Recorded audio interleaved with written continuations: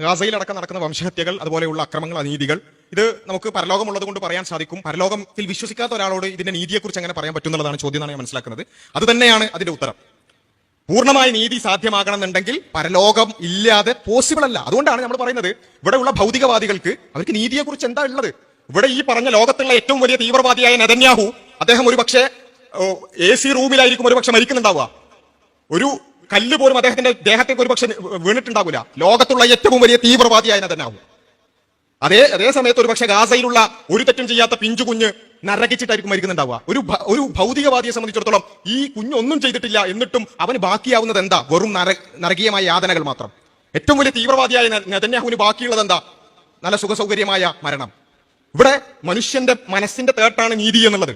ആ നീതിയുടെ question address ചെയ്യപ്പെടുന്നത് പരലോകത്തിലൂടെ മാത്രമാണ്. അതുകൊണ്ടാണ് നമ്മൾ പറയുന്നത് ഇവിടെ നീതി എന്ന ചോദ്യത്തിന് ഈ ഫുൾ പിക്ചറിലൂടെ അല്ലാതെ ഉത്തരം കിട്ടൂല. പരലോകം കൂടി അടങ്ങുന്നതാണ് ഇസ്ലാമിന്റെ ലോകവീക്ഷണം.